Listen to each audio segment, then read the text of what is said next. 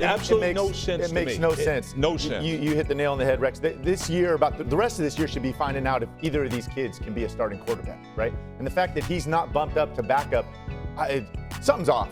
Something's wrong, right? Again, given his ability, his track record, where they're at right now as a team, as a QB room with Joe Flacco, again, I don't understand why this guy's not the backup and ready to roll in case something. The NFL world just got rattled. Alex Smith didn't drop a take, he dropped a bomb.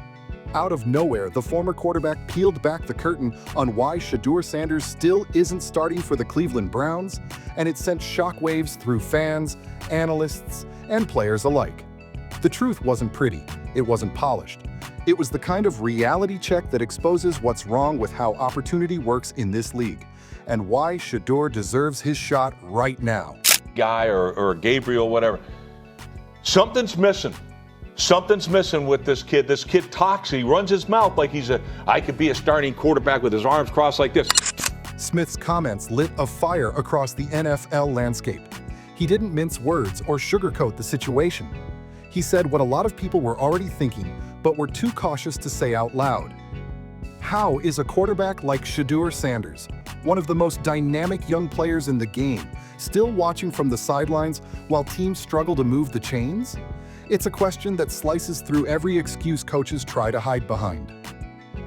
Because the Browns don't need another placeholder.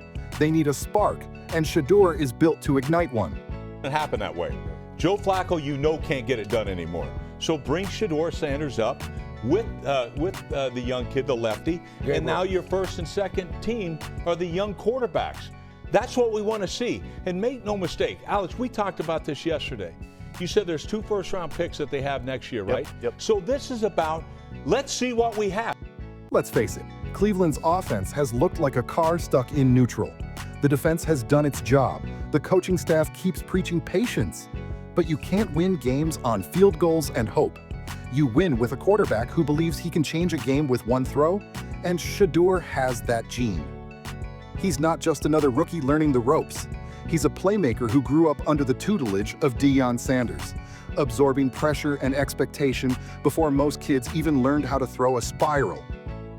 The moment doesn't scare him, it motivates him. I said after the draft, I thought Cleveland was the best spot for Shedeur because there's so much opportunity there for him. He almost has to play. The team is bad. I don't think they're trying to win. They value this workhorse, put your hard hat on, and if they depart from that mentality, it's always because they're somehow sold on this talent being so transcendent. Alex Smith's bombshell truth wasn't about stats, it was about system. He hinted that the Browns are playing it safe, keeping Shedeur benched because they're afraid of shaking up the locker room dynamic or exposing flaws in their game plan. But what's the point of protecting the system if the system isn't producing wins? Playing safe might preserve reputations, but it doesn't create champions. Smith knows that better than most. He lived through the politics of the NFL, where talent often takes a backseat to timing, perception, and fear of change. I mean, you draft a kid high in Dillon Gabriel, then you draft not only a competitor, but a pretty good quarterback in terms of Shadur Sanders. So they're confused and they're competing. So how is it working? And you also have Joe Flacco in there. I don't know how much mentoring Joe Flacco is doing because he knows he's on his last leg, he's on his way out, and these guys are probably as old as some of his kids are. The irony is brutal. Teams spend months scouting, drafting, and developing quarterbacks with the hope of finding someone who brings confidence and leadership. Then, when they finally get one, they hesitate. That's what makes Shedeur's situation so frustrating. The Browns have something rare, a quarterback who combines intelligence, charisma, and athleticism. Yet, he's standing on the sideline while mediocrity runs the show. It's the kind of decision that keeps franchises trapped in the middle of the pack. Good enough to compete, never brave enough to evolve. It is now clear that the Browns need to trade Shadur Sanders. It's clear they like and plan to develop Dillon Gabriel. He played well today. Now, do I think Shedeur has a better ceiling or a higher ceiling than Dillon Gabriel? Yes, but only slightly. I don't think either guy is an all-pro caliber talent. Honestly, if Shedeur would have played, I think he would have had pretty much the same stats. I mean, the Browns' offensive line is horrendous. Shadur Sanders has been ready since day one. Every report from practice says the same thing: sharp reads, quick releases, mature decision-making. He's not just surviving NFL tempo, he's mastering it. The Browns talk about development, but you can't develop by watching. Growth comes from game reps, from facing pressure, from failing forward. Alex Smith's message was clear. If you've got the guy, play the guy. Don't overthink it. Don't bury potential behind fear of the unknown. Because eventually, the fans, the locker room, and the scoreboard will demand change anyway. People want Shedeur to be satisfied as QB3, emergency quarterback, a backup quarterback to Joe Flacco and Dillon Gabriel. Why Shedeur should be satisfied with that? And right now, that demand is growing louder. Browns fans aren't blind. They can see what's missing. That spark of unpredictability that keeps defenses guessing. Shedeur has the kind of arm that stretches fields, the composure that calms huddles, and the swagger that energizes stadiums. Those are the qualities that can shift a franchise's identity overnight. And if the coaching staff keeps ignoring that, they risk losing more than just games. They risk losing the locker room's belief. Vocally, anything to say? He has to know that other people are going to look at him and consider that immature. I don't consider him immature. I think that he can play. I think that he's a leader. I think that a lot is prejudged when it comes to him. I think it's unfair. I can't wait to see him get his chance on the football field. Alex Smith's comments hit harder because they came from a quarterback who knows the game's politics. He's seen what happens when organizations hesitate to embrace youth. He watched the same scenario play out in Kansas City when he mentored Patrick Mahomes. Back then, Smith himself was the safe option. But once the Chiefs let Mahomes take over, the rest was history. Maybe that's why he's speaking now. Maybe he sees in Shedeur what everyone once saw in Mahomes. Not just talent, but inevitability. So why Shedeur is supposed to just sit back and just say, hey, I'm in here in practice looking at Joe Flacco, a 41-year-old quarterback, and the way he playing? Come on. And I'm looking at DG, Dillon Gabriel, in practice, getting balls batted down at the line of scrimmage. For Shedeur, this moment isn't about ego. It's about proving he belongs. Every player dreams of hearing their name called on Sunday, of leading drives that define legacies. But for him, it's also about changing perception, that he's not just Deion's son or a flashy prospect, but a quarterback ready to compete with the best. Sitting him only delays what's already destined to happen. The Browns didn't draft a backup, they drafted the future. And futures aren't meant to wait forever.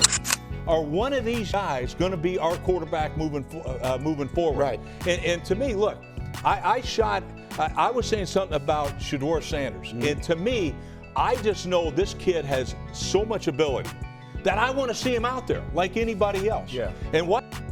The frustrating part is how familiar this story feels. The NFL loves to slow walk quarterbacks who don't fit the mold. They praise their potential, applaud their attitude, then keep them hidden behind veterans whose only advantage is experience, even when that experience leads to stalled drives and wasted possessions. But football isn't a waiting game, it's a proving ground. And Shedeur has nothing left to prove on the bench. The only thing left to test is how far he can take this team once he's finally unleashed. They did to me. And then you're sitting around and allowing fodder to be displayed where somebody's able to say, that's why we did that to you. Right. Yeah. You don't do that. So that's all I would say to him. Again, it's not a big deal, but he needs to watch out because he has no business being the QB3 as far as I'm concerned. He should be the QB2 right now. It should be Dillon Gabriel, and then it should be him because we know you ain't trying to bring Flacco in. So the fact that you're still a QB3, why do they have you in that position? Okay, and you got to look at it. The Browns coaching staff can talk about patience all they want, but time isn't on their side. The AFC is a battlefield. One bad month can bury your playoff hopes. And every week Shedeur stays sidelined, Cleveland inches closer to mediocrity. Alex Smith's truth bomb might have just forced the conversation the team's been avoiding. If you want to win, you play your best shot. And right now, that shot wears number 12 and throws lasers in practice every single day. There's no denying it anymore. Shadur Sanders has earned his chance. not just through hype or name recognition, but through preparation, discipline, and results. He's done everything the organization asked, and still, the opportunity hasn't come. That's not development. That's hesitation, disguised as strategy. Alex Smith said what everyone's been whispering. The Browns aren't protecting Shedeur.